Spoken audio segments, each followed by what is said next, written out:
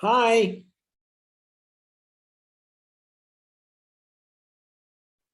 Hi.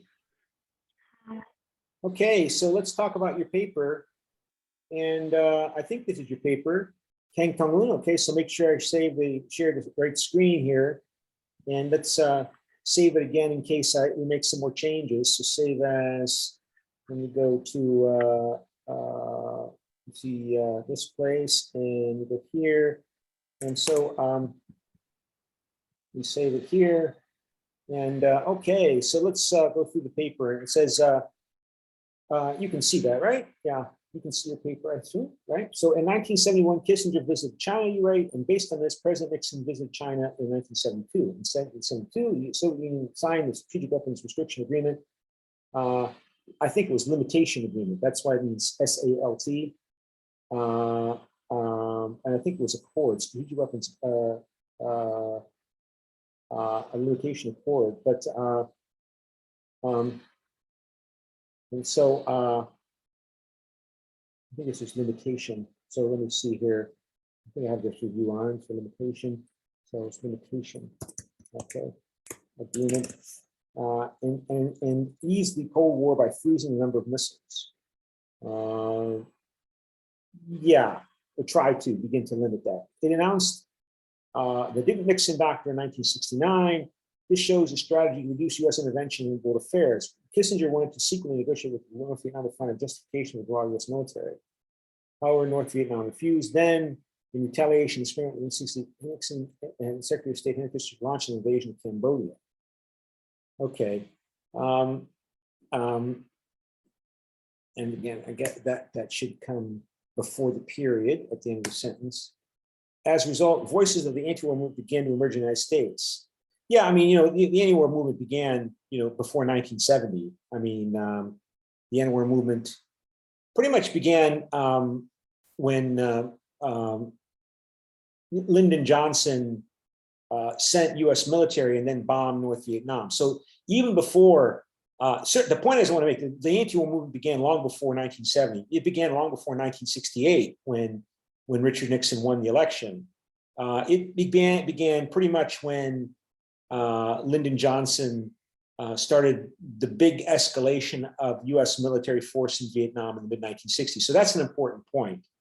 But then, Richard Nixon, he claimed when he was running for president in 1968 that he had a plan to end the war in Vietnam, and he didn't say how he would do it. He said he had a plan to end the war, and implying that he would end the war in a way that would not be embarrassing or humiliating or dangerous to the United States. And so it was evidently part of that plan was reestablishing diplomatic relations with China. And that was, I remember I was 9 years old when Kissinger went to China, and then 10 years old when Nixon went to China in 1972, and that was considered a big shock. It was a big surprise because the United States had refused to have any kind of diplomatic relations with China since the communists took power, and then the Americans fought the Chinese in the Korean War. So from 1950 to 1953, the Americans and Chinese were killing each other by the thousands. And that left a hostile legacy that would continue until, and Richard Nixon played an important role in the 1950s and 60s in leading the Cold War containment movement in the United States, portraying the Soviet Union as this evil entity that's working to spread communism in China and Korea and everywhere in the world. And so Richard Nixon had acquired this national reputation as being one of the leaders of the Cold Warriors, the people that wanted to contain the Soviet Union and viewed the Soviet Union as causing almost all, if not all, the problems in the world. Okay, just to get blunt. And the reason why this case is important about then it was Nixon who then opened up relations with China that had been cut off for over 20 years.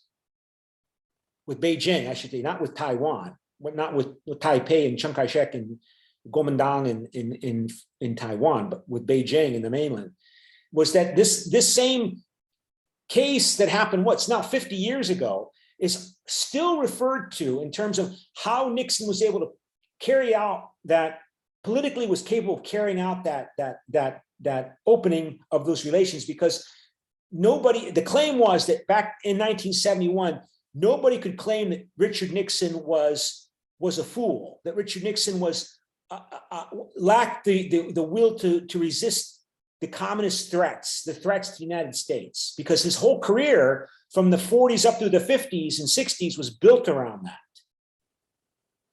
I mean, he had a long history in politics before he won the presidency in 1968, Richard Nixon. He was, Dwight Eisenhower's vice president from 1952 to 1960. Then he lost to John F. Kennedy in 1960, and then he won the presidency in 1968. And so he had a long political history. And so the reason why this comes up is because the claim is that only Richard Nixon had the political capacity. Richard Nixon had the domestic political capacity inside the United States to persuade the right-wing American political forces to support working with Beijing, because he had so much credibility from his history as a professional Cold Warrior. You couldn't doubt him as being a fool. You couldn't doubt, it was difficult to doubt that Richard Nixon was a silly person who didn't understand what kind of threat or challenge that the communists posed to the United States. You understand? Yeah, I understand. And you know what? As I think through this, the counterpart to this, it's often unspoken.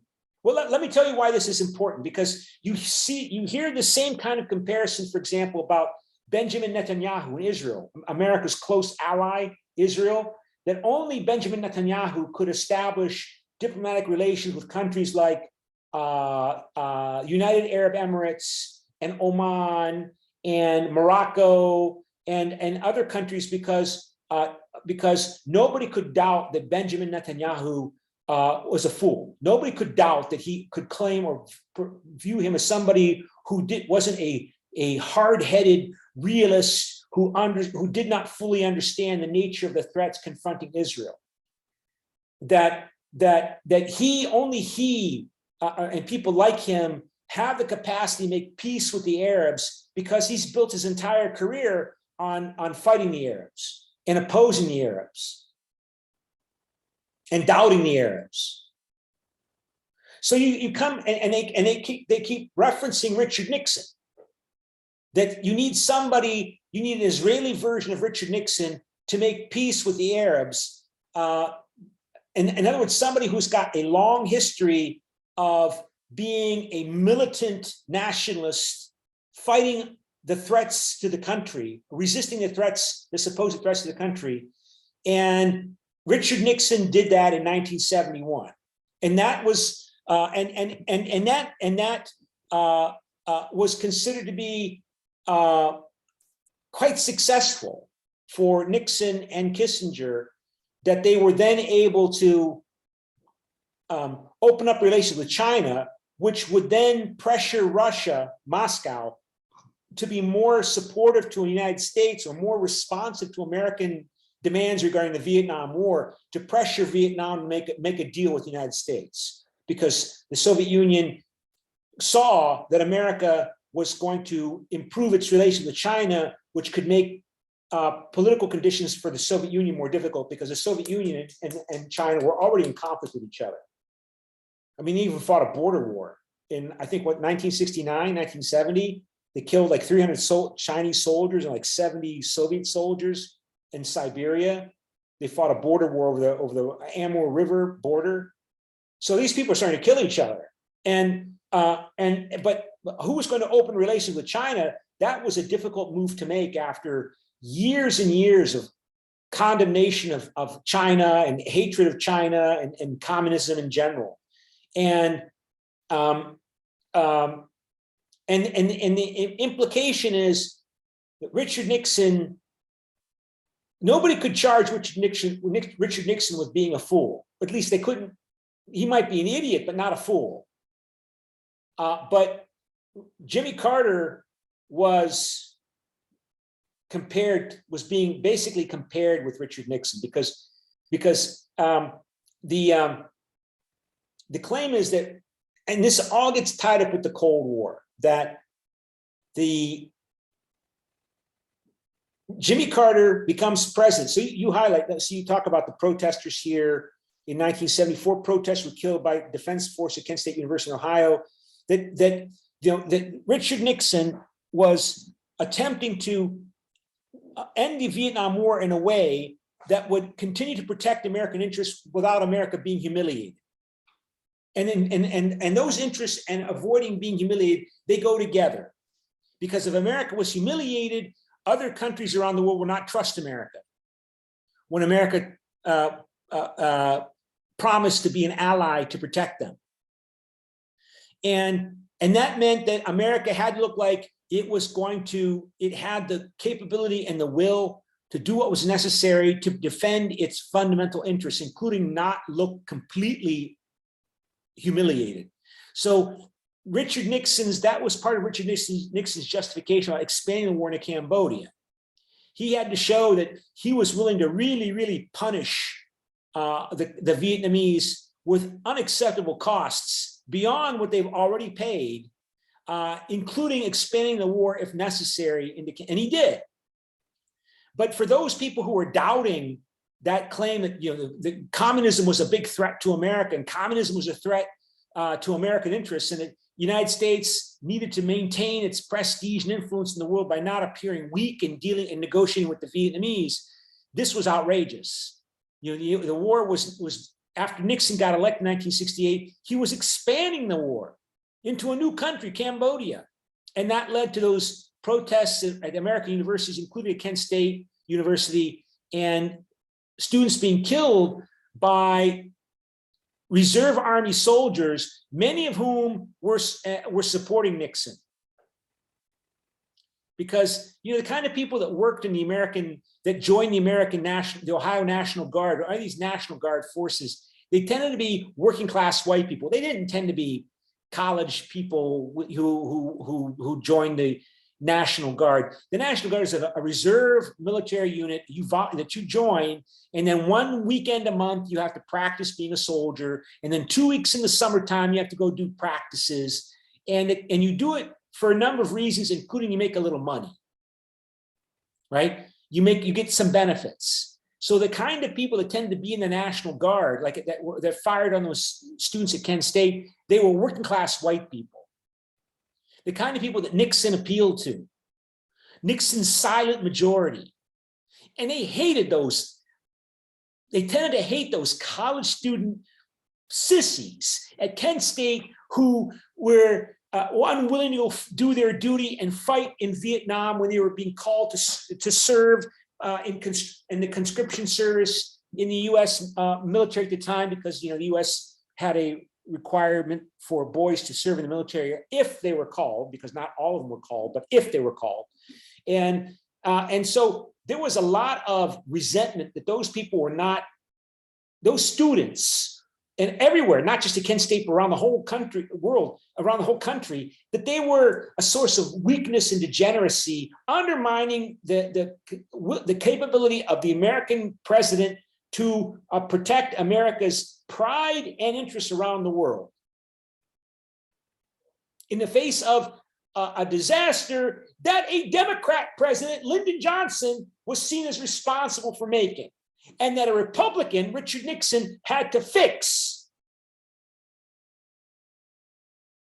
So think about that midterm paper that we wrote, right, by Daniel Flynn, and Daniel Flynn criticizing Howard Zinn, right? Go back to that, think about that. So that's the framework for this analysis. That Richard Nixon and then later Ronald Reagan saved America, not Lyndon Johnson, and certainly not Jimmy Carter. Because Nixon was a tough guy, and he did a lot of bad things because he was fighting his political opponents at home. And his self-justification for fighting those opponents was that, he had to do what was necessary to fix this disaster that a Democrat, Lyndon Johnson, made. And he was being opposed by college students protesting on college campuses and civil rights activists who were under suspicion of being sympathetic to communism. And then these other movements, these radical movements for gay rights and feminist rights and abortion, and oh my God, undermining America's the solidity of American society based upon the American family. And so Nixon was, he was a political fighter, and he did a lot of bad things. But from the point of view of people like Daniel Flynn, he was doing what he had to do to pull America's out of this disaster that the foolish Democrats created. And he eventually succeeded in making the beginning of an alliance with China, which then Jimmy Carter would then exploit, and other presidents would then exploit to help win the Cold War against the Soviet Union by making China basically a de facto ally of the United States. But this began under Nixon and Kissinger. Then Nixon makes a peace agreement to get out of Vietnam. U.S. gets out of Vietnam. In 1974, Nixon is going to be impeached if he doesn't resign for the Watergate scandals, all the scandals that he carried out, all the crimes he carried out in trying to fight and destroy his political opponents inside the United States, led to the Watergate scandal. And he resigned in 1974. And right before Nixon resigned, he appointed Gerald Ford as president, because his previous vice president resigned due to corruption, Spiro Agnew. And so he replaced him with Gerald Ford. And Gerald Ford became vice president, and then Nixon resigned, and then Ford pardoned Nixon for all crimes that Nixon may have committed while he was president. And this irritated many Americans, and it was one factor explaining why Jimmy Carter won the election for president in November 1976. And then Jimmy Carter declares during the campaign that he's not going to focus so much on the Soviet Union and containment of communism as the focus of American foreign policy, because that focus supposedly caused the Vietnam disaster. He's going to focus America's foreign policy on promoting human rights. And so he and the people that support Nixon and the right-wing conservatives, they think that this is foolish. But Jimmy Carter is inaugurated president in January 1977, and very soon you see the Sandinista communist resistance movement takes power, guerrilla movement takes power in Nicaragua. And Nicaragua had been a authoritarian dictatorship under the Somoza family. It was terribly corrupt and cruel. And the Sandinista movement emerges with the support of Cuba and others, outsiders, and they overthrow the Somoza family. And they're talking in terms of socialism and communism. Meanwhile, also the forces and groups in Africa that are talking in terms of communism take power in Angola and Mozambique. Of course, Vietnam is unified under communist North Vietnam in 1975. The communists win in Cambodia in 1975. As I said, Nixon comes into office, Carter comes into office in 1977. The communists take power in Nicaragua, in Grenada, and then communists are making advances in Ethiopia and Somalia. People that are talking communist terms, even if they're not really communists, they're talking in communist vocabulary. And then the economy becomes more and more weak in the United States with the Arab War of 1973, the Israeli-Arab War of October 1973, which causes a tremendous increase in the price of oil as the Arab countries take control over their oil industry and try to punish all of the supporters of Israel in that war by embargoing oil sales to the United States. And so inflation increases in the United States.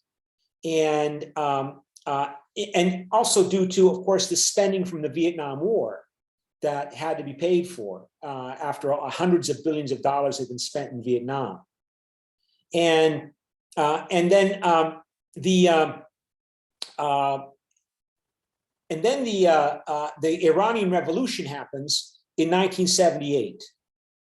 And in 1978, the Shah of Iran, who had been put in power through a CIA coup in 1953, who was seen as America's close ally, is overthrown in the Islamic Revolution. And then the Shah, who, as I said, had been an American ally, he resigns and leaves the country in early 1979. And he goes to America because he wants to be treated. He's sick. He's got cancer. So he goes to America, and the Iranian revolutionaries think he's going to America because the Americans are going to try to put him back in power through the CIA, through a CIA coup. And so they seize, these revolutionaries, they seize control of the US embassy in Tehran. And they hold the American embassy personnel hostage for 444 days. And Jimmy Carter is unable to get them out. And this is another humiliation. And those people that supported Richard Nixon and would later support Ronald Reagan and then later Donald Trump, they would point to, again, another Democratic fool like Lyndon Johnson. Now we have Jimmy Carter. And under Jimmy Carter takes his view off, his focus of the Americans off of containment, and you see a big expansion of Soviet influence in the world and an undermining of America's close allies like the Shah of Iran in Iran, and the removal. And this led to a big nationalist increase in nationalist support for right-wing nationalism in the United States that began under Kissinger, that began under Nixon, right? Nixon represented that rise of American anger, like we talked about in the US foreign policy class, right? That rise of American national grandeur becomes a motivation when the Americans realize that we're in Vietnam and we made a mistake, but we're not going to admit that we made a mistake, because you're in three classes with me, right? You're in the American history class, the American foreign policy class, and the European Union policymaking class. So all these points interrelate with each other, that Richard Nixon appeals to this wounded humiliation that, well, we're going to lose a war. And we can't lose a war because, we're Americans. It's humiliating. We're the good guys. Good guys win, bad guys lose. How can we lose a war if we're the good guys?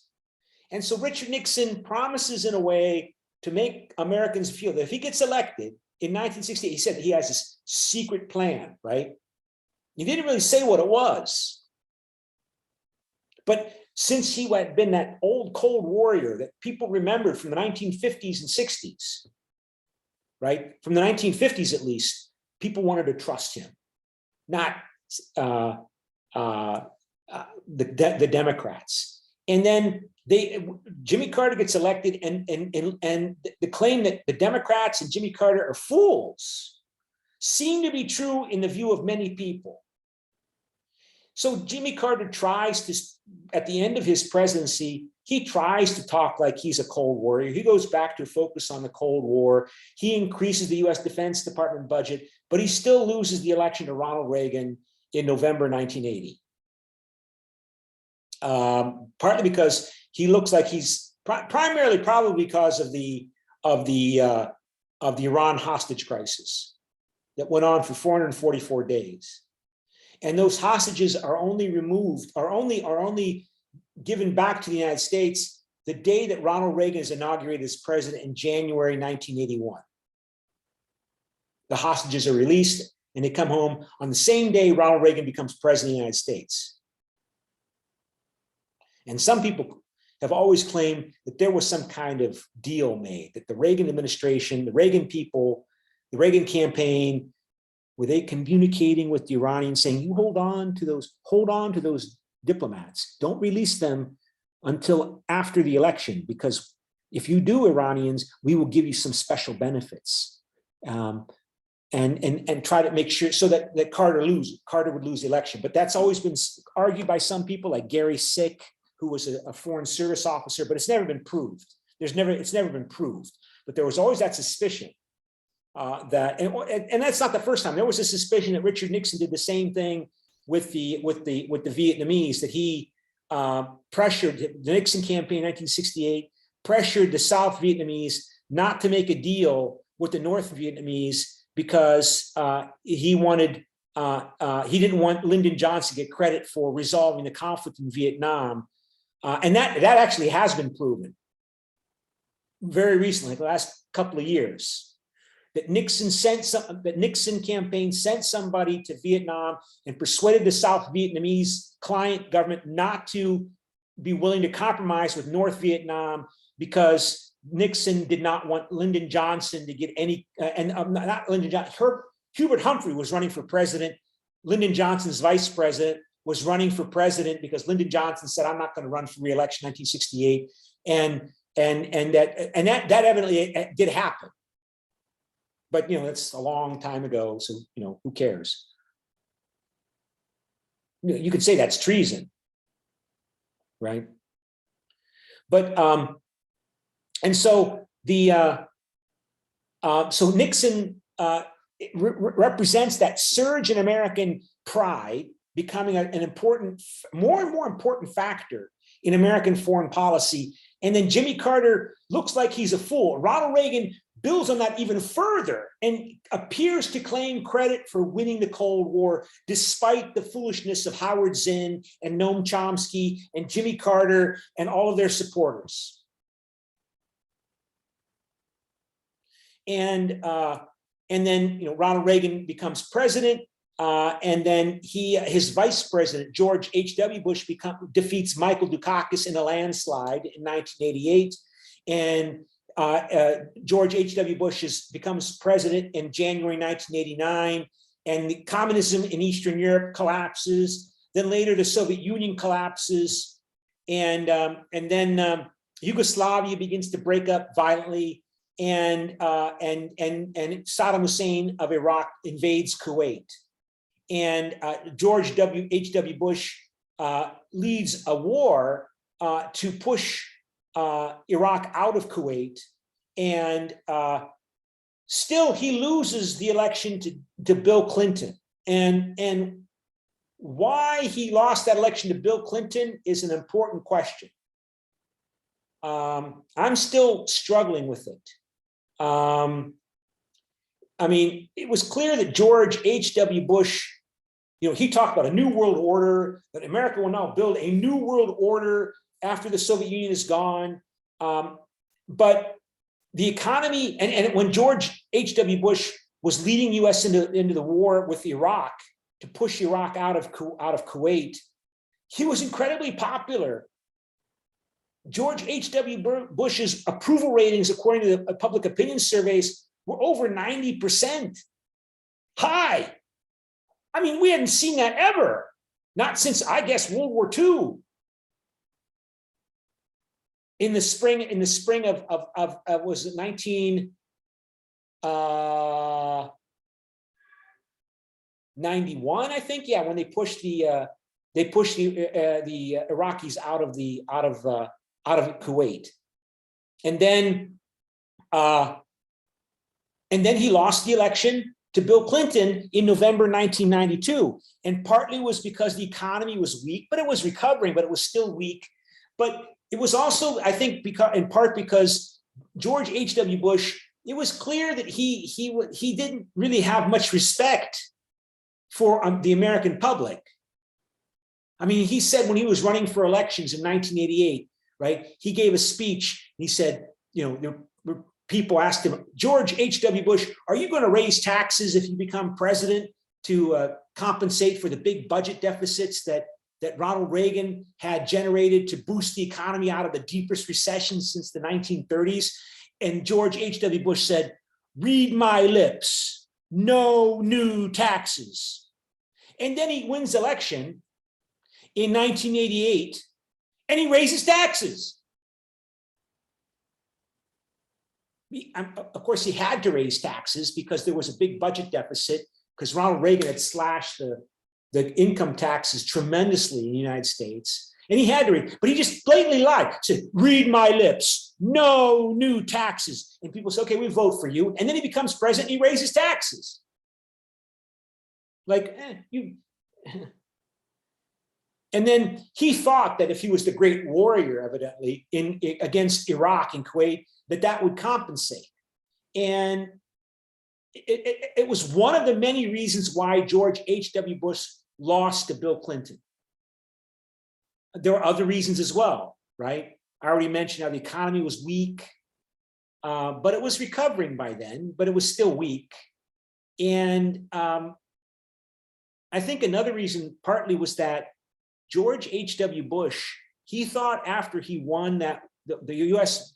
had this victory in the war against Iraq, which was, was over in 4 days, basically, this war, that he could now bring peace to the Middle East. So one of the first things he did after the war was declare that I'm going to freeze aid to Israel. He said, because Israel's using the money from the United States to do something illegal, which is build new settlements in the occupied Palestinian territories. Israel must stop doing that. Because he's going to, use the war against Iraq to finally settle the Arab-Israeli conflict. And that infuriated the Israel lobby in the United States. That George H.W. Bush tried to use his prestige to stop Israel from building more settlements, technically illegal, according to international law, in the West Bank, in the occupied Palestinian territories. So in terms of trying to explain all of the factors that caused George H.W. Bush to lose the election, there's more than one factor, but that was one of them.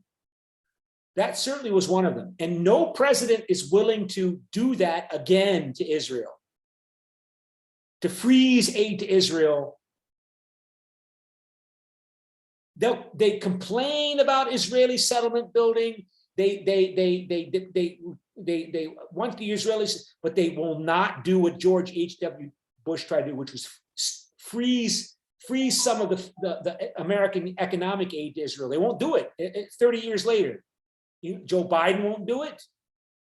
Donald Trump certainly won't do it. Barack Obama never did it. He criticized Benjamin Netanyahu's government in Israel, but he never froze aid to Israel the way George H.W. Bush tried to do.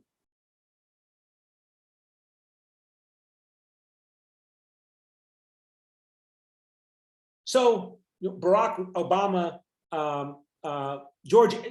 but his son replaces Bill Clinton. George W. Bush replaces Bill Clinton, defeating Al Gore in the election because of the electoral college system. And George W. Bush is maintaining the status quo, and then the attacks in the United States happen on September 11, 2001. And George W. Bush exacerbates further this American nationalism, or uses it even further. And then to bring the United States into war in Afghanistan and Iraq. And Barack Obama wins the election in 2008 against John McCain, promising he's going to focus more on domestic economic problems. And he does, but the economy goes into, John McCain lost that election in 2008 because of the Great Recession.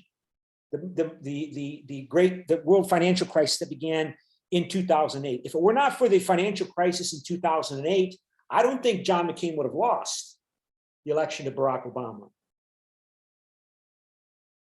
I mean, I remember when I was when I was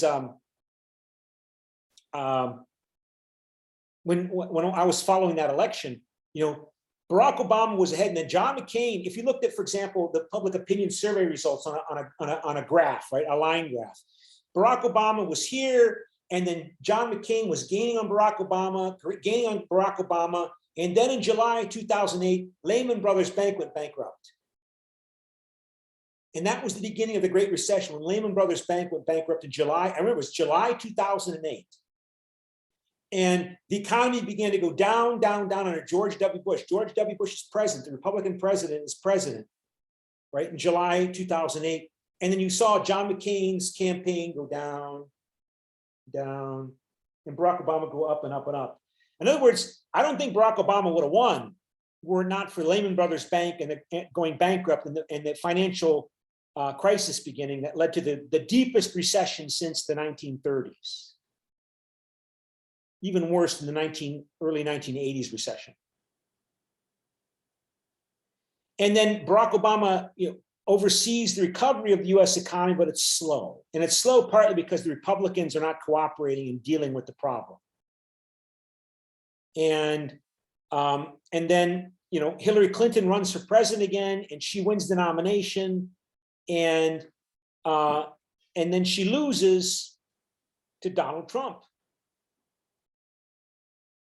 And again, there's never one single explanation as to why somebody wins or loses an election. Just like there was not one single reason why Jimmy Carter beat Gerald Ford in 1976, or why Ronald Reagan beat Jimmy Carter in 1980, or why Bill Clinton beat George H.W. Bush in 1992.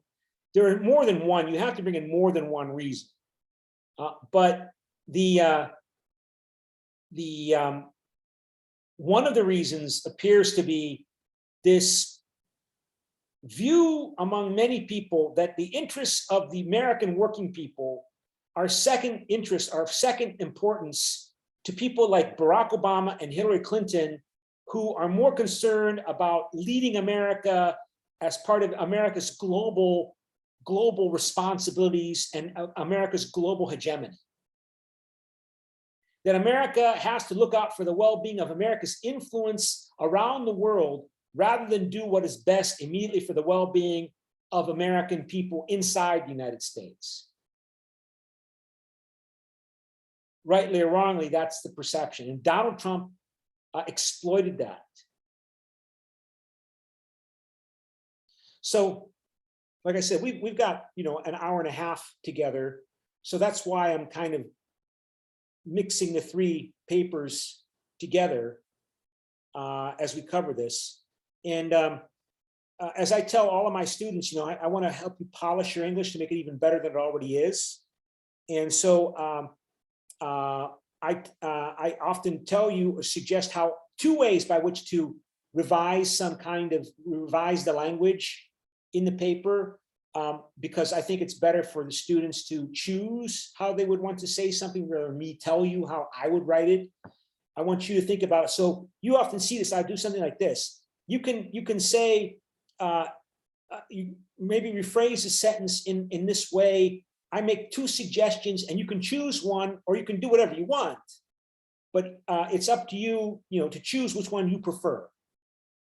Either one's okay, right? So, like, in addition, the middle class thought the national power of the United States weakened because it collectively tended to stereotype the national budget as being used or as being directed to. So which do you prefer, as being used or as being directed to? Sorry? I'm thinking,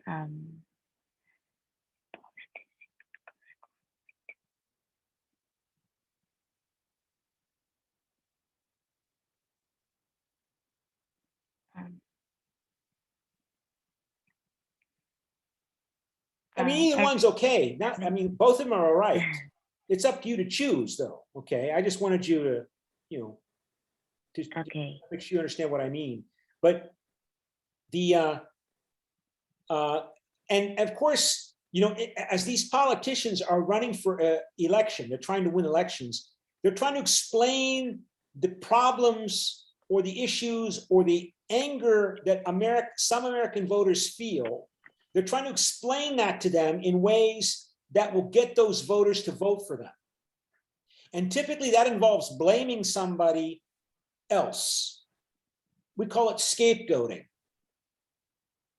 So if you are a traditional American conservative, you're likely to believe that the values and ideas contained, and I'm looking for my Bible, but the values and ideas contained in the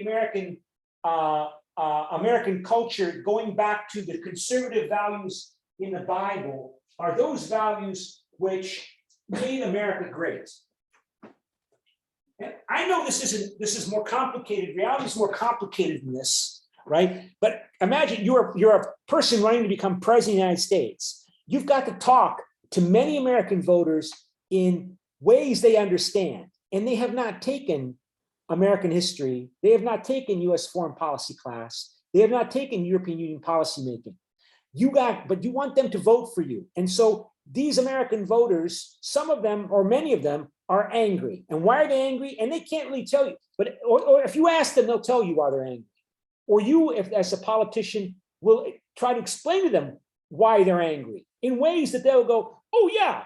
And so because of the legacy of American racism and this suspicion about big government that we talked about at the beginning of the semester, American politicians, like going back again to Richard Nixon, that what is sources of America's problems? It's the divergence from these traditional American values. Here in the Bible, these are the values that made America great. These values as interpreted by a minister, by ministers, by Moksa. These are the values. It's not feminism. It's not LGBTQ rights. It's not socialism. It's these traditional values, including small government. Big government is bad. Taxation of the wealth of the rich is bad. And why do we have these problems that we have in America with rising crime in the 1970s, rising drug use in the 1970s, disturbance and inflation in the 1970s? Why do we have this inflation? And if you're an American politician, you say it's because we have bad Americans making our situation worse. And those bad Americans are those Americans that deny this, or that do not conform with this. And that means socialists and anybody who is advocating big government to address the supposed crimes or problems in American society. So why are there poor people in America? Well, somebody who's a social scientist can give you an explanation as to why there are poor people in South Korea or North America, United States, or whatever. But typically Americans want to believe, like we talked about in class, that if people are poor, it's because they're not working hard enough. Poor people are bad. If you're poor in America, there's something wrong with you. I don't want to hear about the systems of oppression and capitalist exploit. No, in America, like I said, America is covered with acres of diamonds. Howard Zinn references that Moksa who gave that lecture I showed in class with the YouTube clips, right?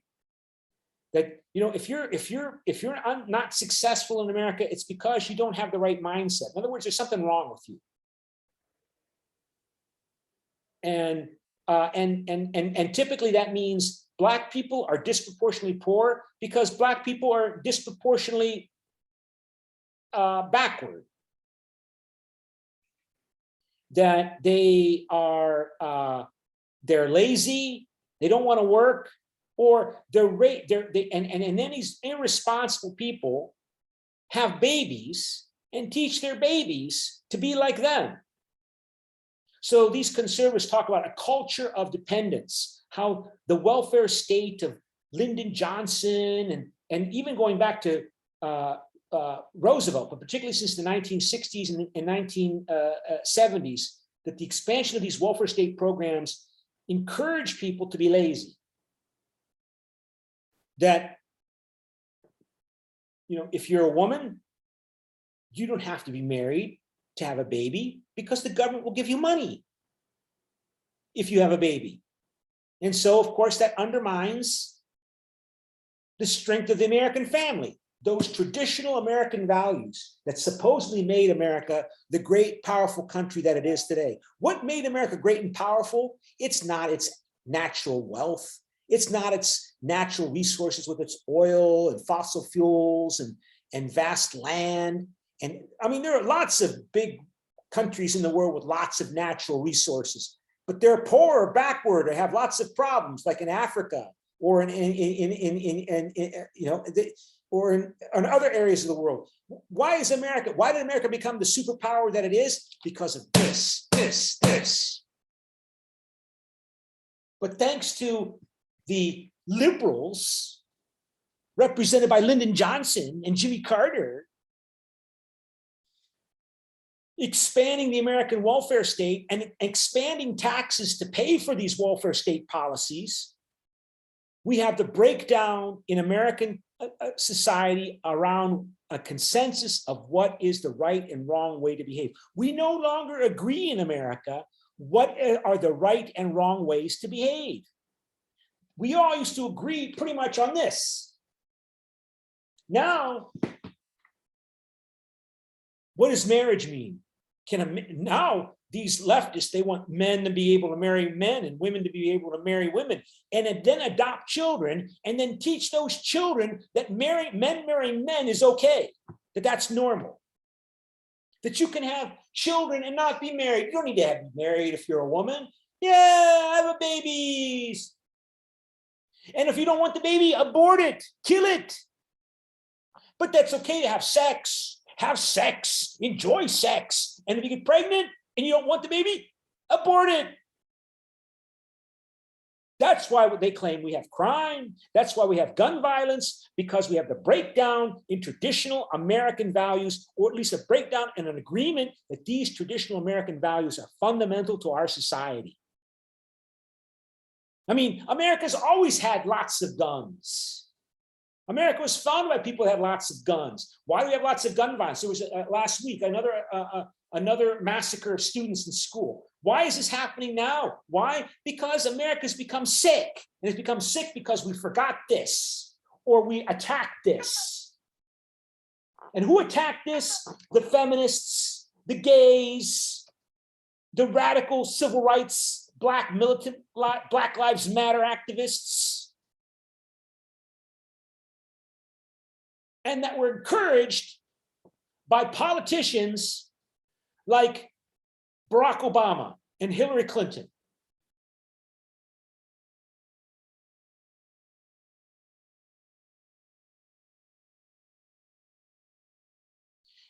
And I know this is simplistic, but we're talking about emotions here. People, voters, not all voters, but most voters, they want understandable explanations as to why they are insecure, fearful, and angry. What's going on here? So, you can talk about globalization. Well, with the development of the world economy in Japan and South Korea and Brazil and around the world, and the recovery from World War II, and these countries begin exporting to the United States. And of course, first off, those kinds of explanations are not satisfying. They may be true, like American companies can't compete or could not in the 1970s had problems competing with Japanese companies in steel and cars and shipbuilding, and South Korean companies as well, like POSCO and Hyundai and the other big shipbuilding companies. And so these traditional American families, white families with high school educations, the good jobs that they were able to get to enter the middle class, they seem to be disappearing. Meanwhile, the people that are benefiting from globalization, the people that go to college, they get a 4-year college degree, can speak another foreign language, they're doing okay, right? And they're getting more and more prosperous. But then there's the majority of the American population that is not moving ahead as well. So there's more and more income differential between those people that are adapted to deal with globalization and these people that still have the skills of the 1950s when they need skills for 2021. And they don't have them, or not enough of them have them. And so they end up working at Walmart or McDonald's or Costco or Starbucks, and that's it. Well, these people are doing visibly better and better and better in the globalizing world economy. And so these people, they vote in elections and they want explanations. And along comes Donald Trump and says, you know what your problem is? The problem is that it's big government and big taxation on wealthy people, on corporations, and it's abortion and the feminists. And they're the reason why the world is becoming more unstable, and your world is becoming more unstable and unsecure, and we're having more and more mental illness and problems with drug abuse. That's why. And these people, many of these people say, yeah, okay, yeah, thank you for saying what I want to hear.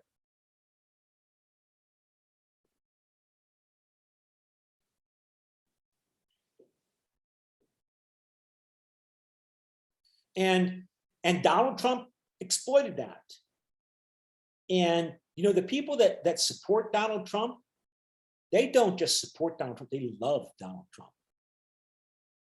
They love Donald Trump because Donald Trump, he not only talks like them and thinks like them and feels like them, and he really does feel in these simplistic ways. And I think he really does view the world in these simplistic ways. He not only does that, but that he was able to win. He was able to become president of the United States in 2016.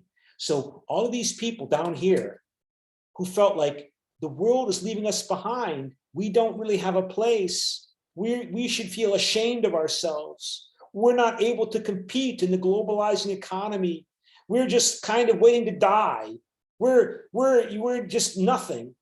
And then Donald Trump comes along with his long history of public affairs and trying to becoming a media personality, and through the entertainment industry and his, his television shows, and he speaks and acts and talks and looks like them, white with blonde hair and everything, and he's a man, and he wins. Not only does he act, but he wins. And they feel like, because he won, I mean something down here. I'm legitimate. I can make the world fit with me rather than me fit with the world.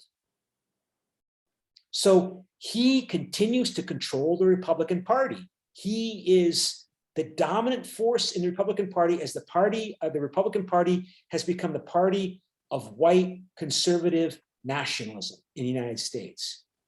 It's become the party of white nationalism in the United States. And Donald Trump is that white nationalism.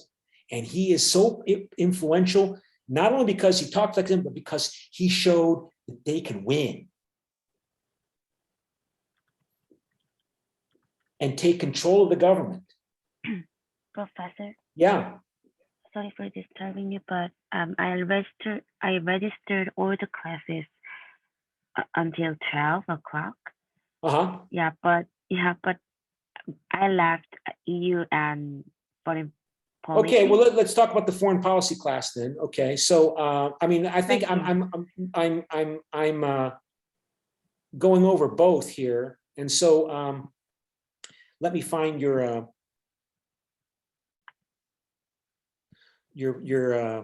U.S. foreign policy class here paper. And Thank you. and where I is will it? just get a feedback. And let me go here and go here and go here. I gotta move this out of the way, log in, log in, log in, home policy, assignments, and yeah, go here. So Kang Dongeun, right? And I'm looking for, okay, so go here, here, and we go save this. And we go here and save it again. Okay, like this, save. Okay, and then we go stop, let me share the screen. And okay, so here you see the US foreign policy paper. And so is there a fundamental difference between the US and China, because there's going to be fundamental conflicts between them because China and the American political systems are very different? That seems to be the question. And so as I look through your paper here, including my comments and the points that I wrote on it,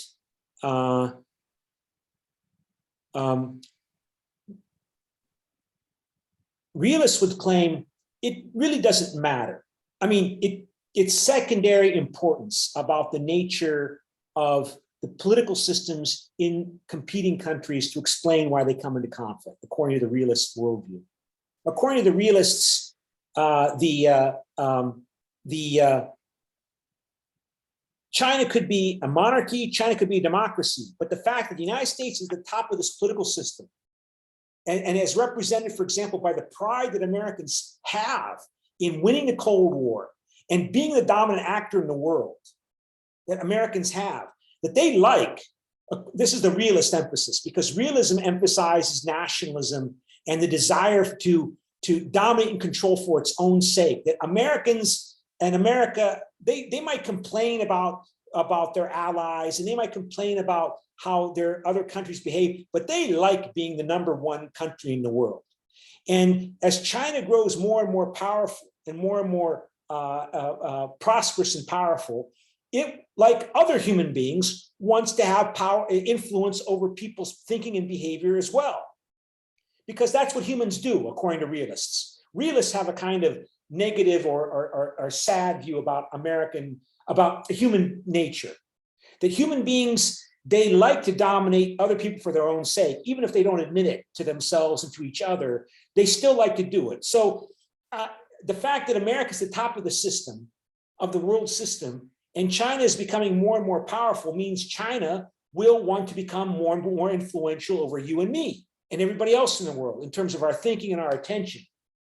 And that means pulling attention and focus of you and me away from Washington to Beijing.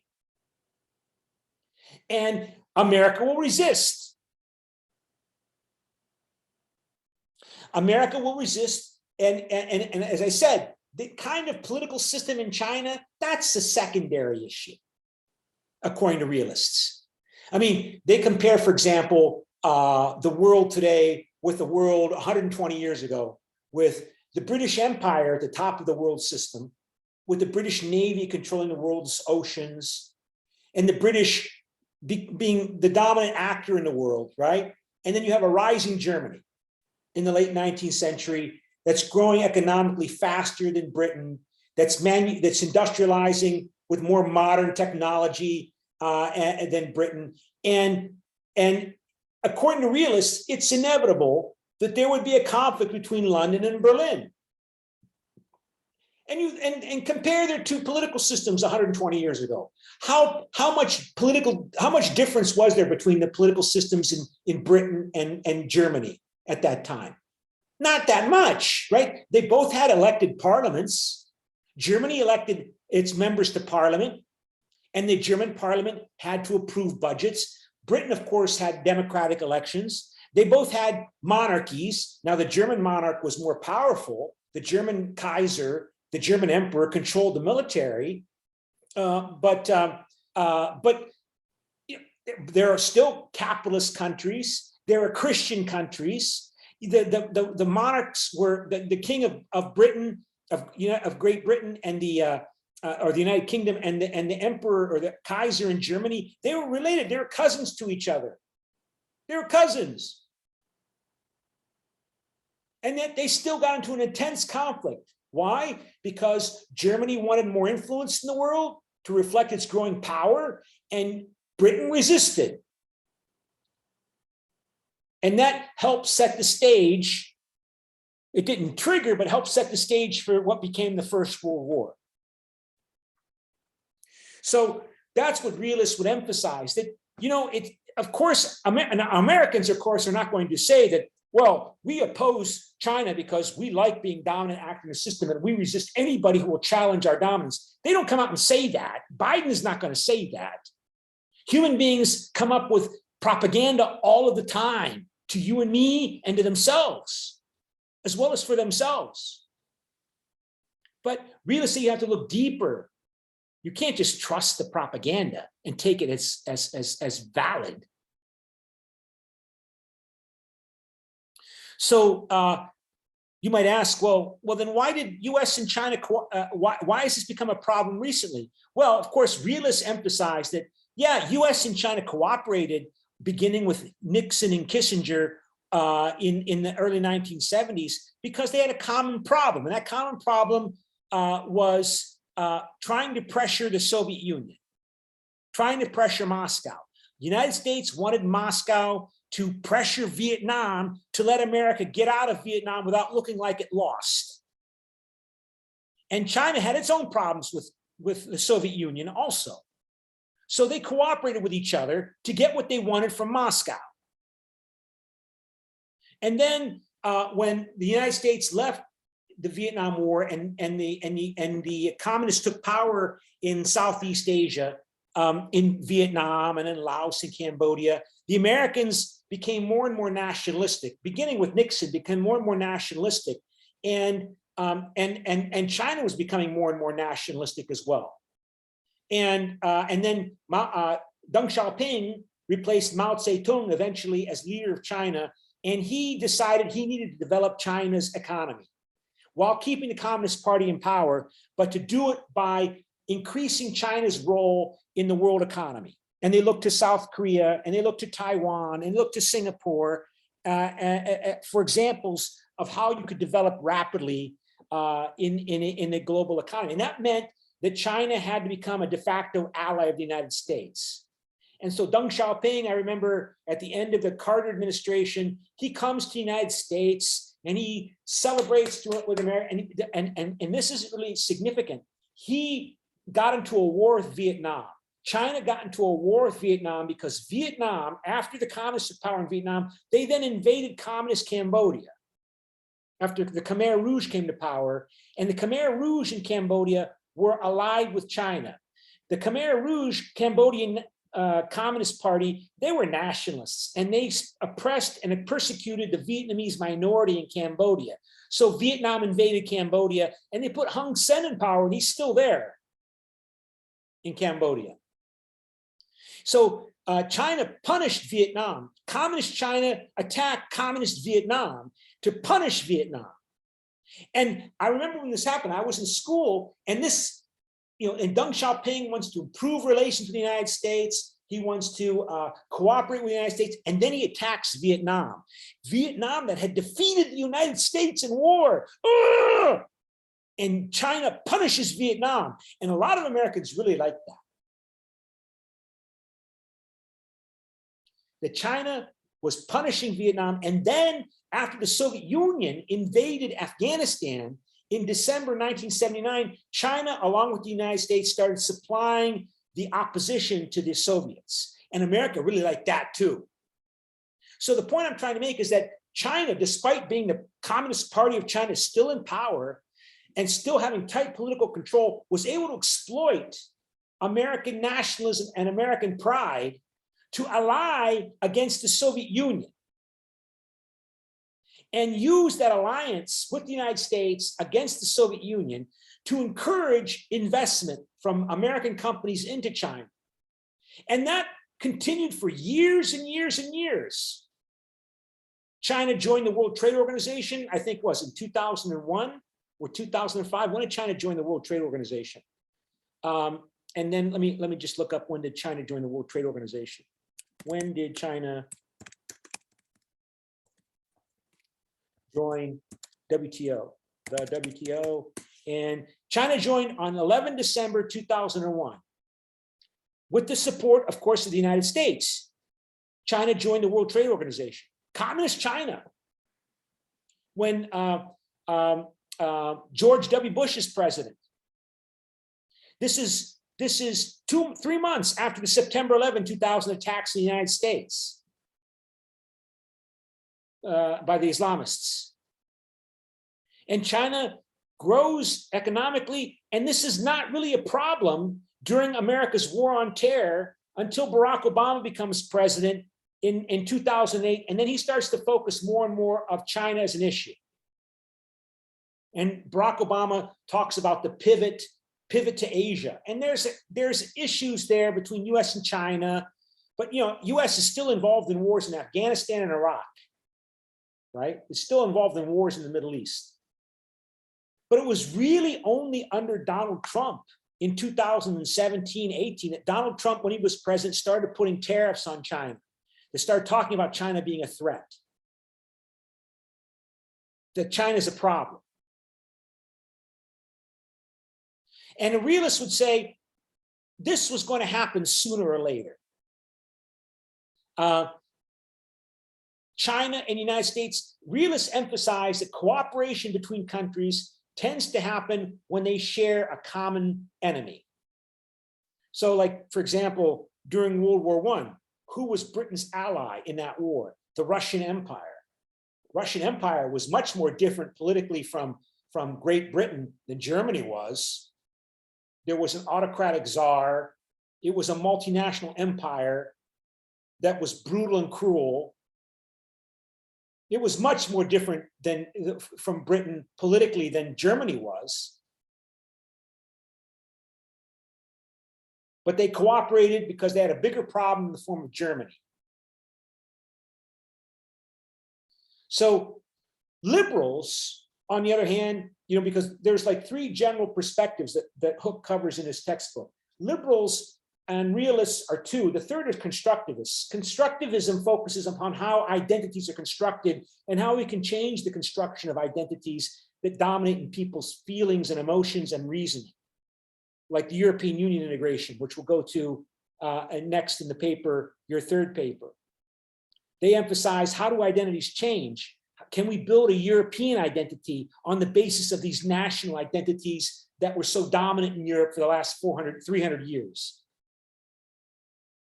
But the liberals would claim, no, there is an important role for differences in the political and economic systems of these countries, because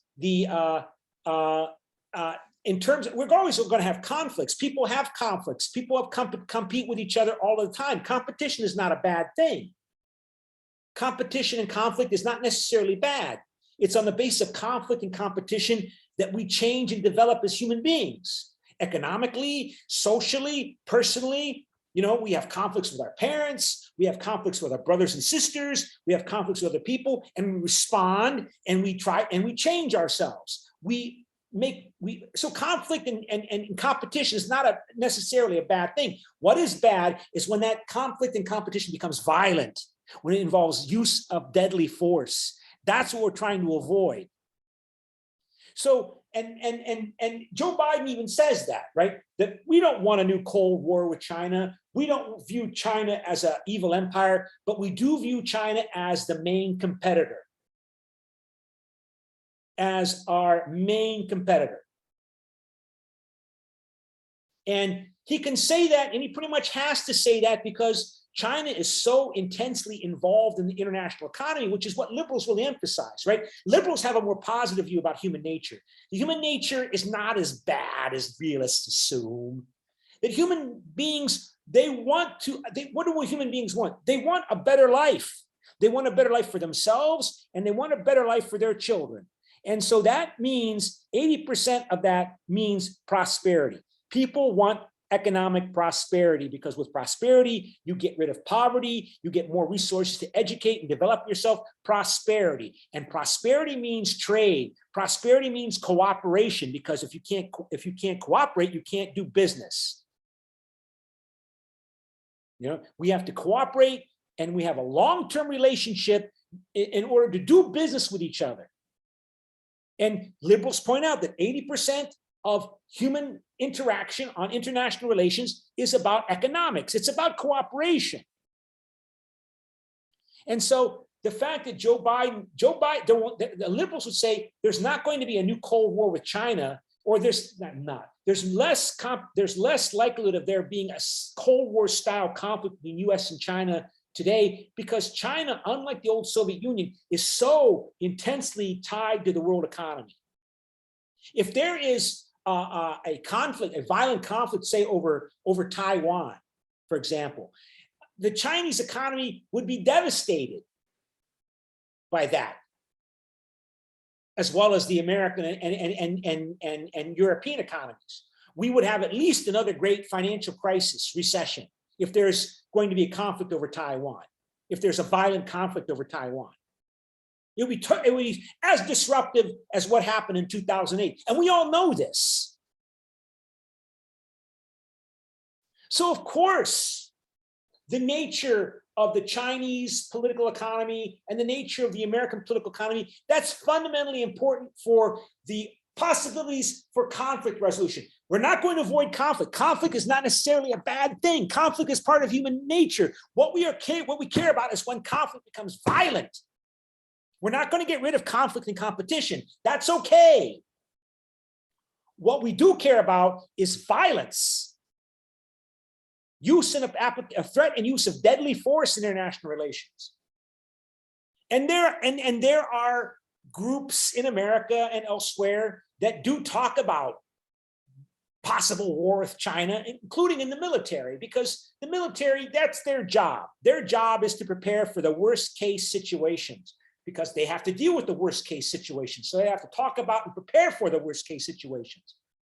But and that's a problem. Liberalism and liberals have always been suspicious of standing armies, of professional militaries. Going back to John Locke, they don't like professional militaries because they know what I'm telling you. The professional militaries have a vested interest in promoting conflict because they have to prepare for conflict. So they're going to talk about violent conflict, and because they have to prepare for violent conflict, and they can help make violent conflict more likely to happen because they're there.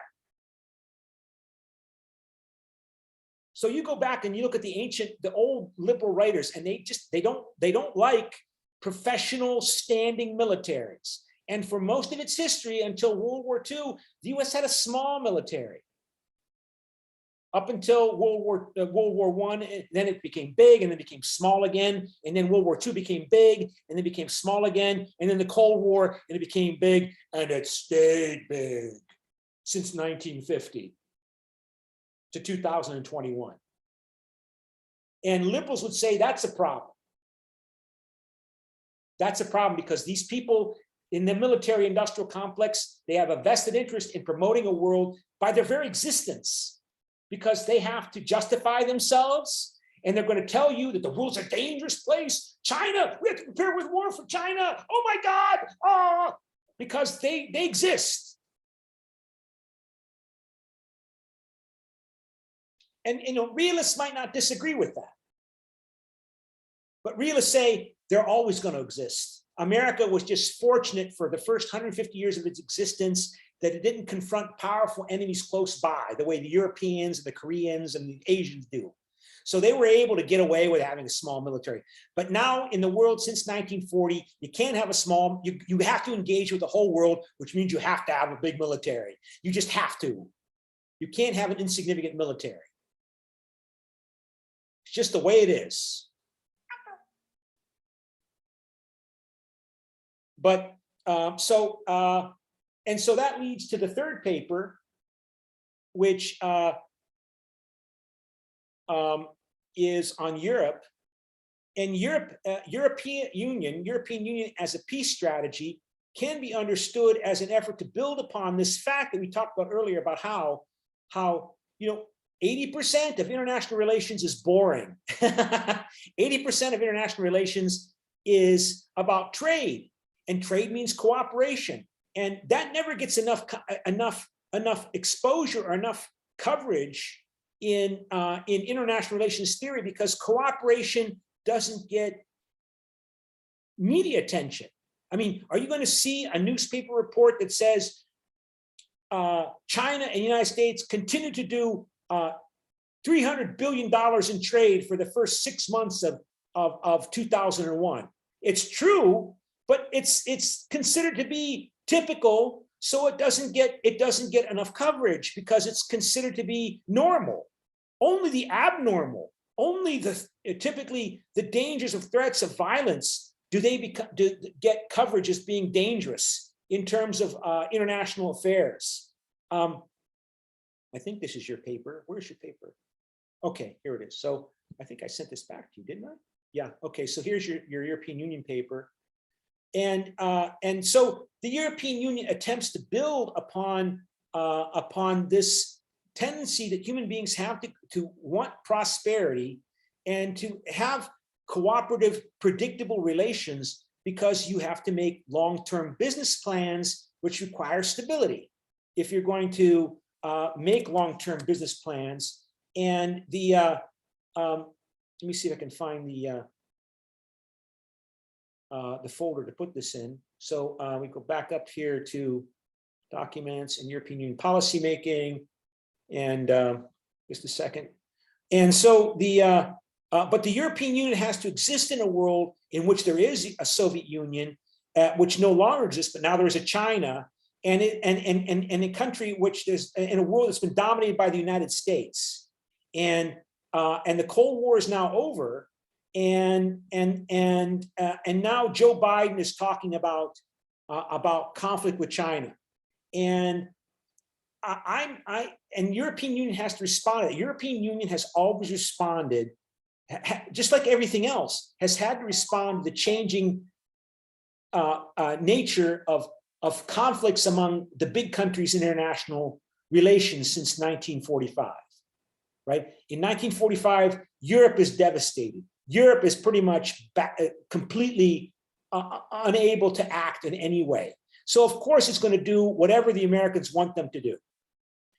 Europe recovers by the 1960s and 1970s, and the Americans are getting more and more involved in disasters like the Vietnam War, and the Europeans are starting to see that their interests don't necessarily always correspond with the American interests, partly because they have their own interests, because their economies are more and more developed, and partly because they see the Americans believe that the Americans are making mistakes. And the Europeans, there's a limit to the extent to which they want to just follow the Americans in making these mistakes. And they start criticizing, for their own interests, of course, American policy, and they try to cooperate more effectively together so that they have more of an autonomous voice in dealing with America in terms of dealing with particularly the Soviet Union. By the 1970s, certainly by the 1970s, the Europeans in the West, they didn't see the Soviet Union as a big, dangerous country that's going to invade them. The US did under Ronald Reagan.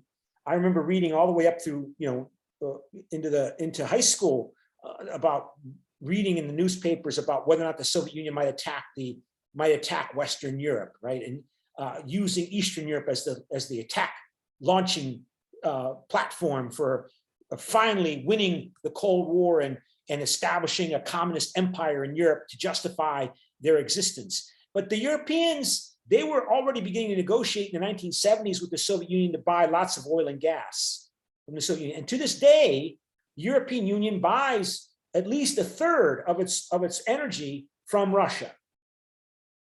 Despite all this talk today about potential war in Ukraine, about Russia invading Ukraine, the European Union buys at least a third of its energy from Russia oil and gas.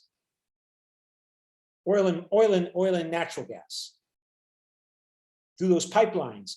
And most of those pipelines, they go through Ukraine and they go through Belarus to supply Western Europe. So, but there have been limits to the ability of the Europeans to confront the American problem or the American question. And we talked about that in class, about how, for example, back in 2003, when George W. Bush decides he's going to invade Iraq, even though there wasn't convincing evidence that Iraq had anything to do with the 2001 attacks in the United States.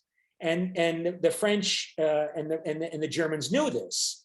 And they said, don't do this, Washington, you can't do this. Don't invade Iraq.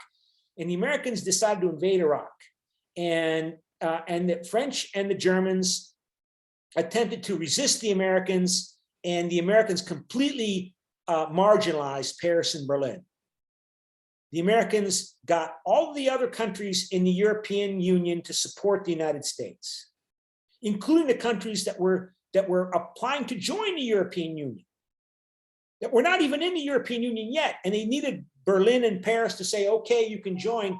They supported the American invasion of Iraq. And they paid no price, no political price for their support of the United States. Paris and Berlin could do nothing. They didn't do anything to punish Poland or Hungary or Czechoslovakia. And as I said, the Europeans, I think, have never really recovered from that experience. That the common foreign security policy has to be much more modest in its objectives than becoming a European third superpower in the world. That's not really a feasible way to view the European Union's common foreign security policy and its relationship to the rest of the world. And now they're being tested again, because now there's all this talk in the news media that Russia might invade Ukraine. And what are the Europeans, and why? Why is Russia threatening that? Russia claims it's because NATO is expanding into Ukraine. That NATO wants to include Ukraine and Georgia, Ukraine into NATO. And Putin in Russia wants guarantees that Ukraine will never join NATO. And as we covered in class, right, 6-7 years ago, even when Ukraine signed an association agreement with the European Union, the Russians intervened covertly to begin to partition Ukraine and add Crimea to Russia, and to take the eastern parts of Ukraine or encourage their separatism. But that was when Ukraine signed a free trade agreement with Ukraine, when the European Union signed a free trade agreement with Ukraine, after removing the pro-Russian president at the time. So the European Union is being tested. It's a peace strategy in Europe, but it appears to be unable to keep peace in dealing with Russia over Ukraine. So what is the European Union supposed to do? And a correct answer to that question goes back to what we were talking about in the United States foreign policy class. You have to have an accurate estimation of what are the motivations, the ultimate foreign policy motivations of Moscow. If Moscow is belligerent and nasty towards Ukraine because it sees a threat from Brussels and Washington, or maybe it's because it sees a threat from Washington to what? To Russia's national independence, Russia's equality with Washington and Beijing, that it wants to be one of the equal great superpowers of the world. How is the European Union supposed to respond? Or is Russia belligerent because it thinks that America is weak and divided and will not resist Russia as Russia rebuilds its old Soviet sphere of influence, including over Ukraine? And if Russia is belligerent towards Ukraine because it thinks Washington and Brussels are degenerate, it's not going to stop with Ukraine. They're going to then maybe move against the European Union itself Remember, Estonia, Latvia, Lithuania, those three Baltic republics, they had been part of the Soviet Union. There are large Russian minorities in Estonia and Latvia, like a third of the population. Each of those countries is Russian. Yeah, they're in the European Union, they're in NATO, in the Eurozone, but would that stop Putin if he thinks that basically the West, including Washington, is degenerate? Or is Russia belligerent and nasty towards Ukraine because it thinks basically that the West wants Russia to fundamentally change who it is as a country? Because from a Russian point of view, those borders between Ukraine and Russia, those are artificial borders. They were drawn only 100 years ago. They're not legitimate borders. Ukraine is part of Russia. It's just the name of a region that became a country. It's not legitimate. It's not real. It was created by Lenin and Stalin because they wanted to create a bunch of republics to balance big Russia in creating the Soviet Union, to try to convince people living in Ukraine and Georgia and Armenia and the non-Russians, to convince the non-Russians of the Soviet Union that the Soviet Union was not really just another version of the Russian Empire. So how do you do that? You create lots of republics out of the Soviet Union to counterbalance big Russia. And so you make these boundaries between Belarus and Ukraine, and you create this thing called Kazakhstan and Kyrgyzstan and Uzbekistan and Turkmenistan, and then you create republics in the Caucasus, and you say the Soviet Union is 15 republics, and Russia's the biggest one, but it's one of 15. By the way, under the old Soviet system, the communist system in the Soviet Union did not permit the Russian Republic to have its own Russian Communist Party. So in the old Soviet Union, there was a Ukrainian Communist Party, an Armenian Communist Party, an Uzbek Communist Party, a Lithuanian Communist Party, an Estonian Communist Party, an Armenian Communist Party, a Georgian Communist Party, but Russia was not allowed to have a Communist Party. Russia was not allowed to have a Russian Communist Party in the old Soviet Union. Why? To try to convince everybody that's not Russian that the Soviet Union is not a new hidden version of the Russian Empire. That's why those boundaries are created between Belarus and Ukraine and whatever. They're not real. And from a Russian nationalist point of view, Russia began in what is today Ukraine. Kievan Rus over 1,000 years ago was the beginning of the Russian civilization began in Kiev. Kiev. The ruler of Kiev accepted Christianity, Vladimir Monomach. He accepted Christianity. Vladimir of Kiev accepted Christianity from Byzantine Empire. Vladimir of Kiev. And he went to Crimea to be baptized as a Christian 1,000 years ago. So to give up Ukraine and Ukraine to join NATO is like Korea giving up Koguryo. You want to talk about nationalism, Koreans? Imagine, China's claim to Koguryo. That Koguryo was a Chinese kingdom, not an ancient Korean kingdom. It was a Chinese kingdom. It was Chinese, and that's why China would not allow North Korea to unite with South Korea. Will not allow it because Koguryo, which is most of North Korea plus Manchuria, that was a Chinese kingdom. How does that make you feel, Kang Dongeun, when I say that? Does it make you emotional? Does it make you resist? Then you have an understanding of how Russian nationalist feels about losing Ukraine to join this American-dominated NATO European Union.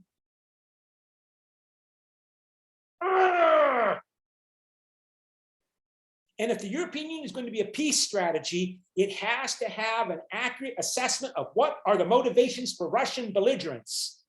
A country can be belligerent because it sees intense threat as well as possibly seeing intense opportunity.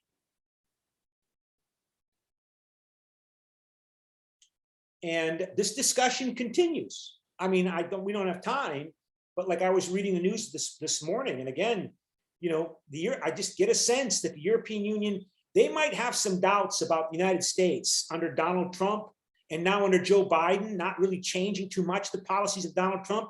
But after that experience of 2003, they are much more cautious in confronting the United States. And even though I get a sense that they feel like they might have to confront the United States in dealing with Afghanistan under the Taliban today, or dealing with Iran, and now dealing with Russia, that they might have to, they have to be more autonomous in distancing themselves from Washington if they're going to be truly a force for peace in Eurasia. But they're, I mean, I don't have time. I just came across something this morning, for example. Like, I'll show it to you now, right? This is something I came across today, this morning, which is really interesting, right? Let's see if I can find it here. Yeah, so this is a New York Times report that, that came out just today in New York Times. And it's really interesting because it says, the European Union is going to adopt rules to retaliate against countries that threaten boycotts and other tactics against the European Union. So, of course, the claim is, the focus here is about how Lukashenko and Belarus is threatening to boycott, or Lithuania, how Lithuania is trying to, is doing more with Taiwan, and the Chinese are trying to punish Lithuania for being more cooperative and recognizing Taiwan as an independent state. And but they go on in this report. This person, Jonathan Hackenbroich of the European Council on Foreign Relations, said that the European Union also was mindful of pressures that it faced in the United States when it was led by President Donald J. Trump. The Trump experience has been one of the biggest shocks of the last years that influenced the European thinking, Hackenbroich said, referring to retaliatory tariffs on steel and aluminum imposed by President Trump on some European countries, as well as secondary sanctions stemming from U.S. punitive measures on Iran and Russia. Now the thinking is mainly about China and Russia, said Mr. Hackenbroich, but what happened during the Trump years is still in the back of the European minds. In other words, this guy is Hackenbroich. He's implying that the Europeans are adopting these new rules to allow European Union to respond to threats against them, economic threats against them, in a way that might well also be willing to stand up to the Americans. But they're very cautious.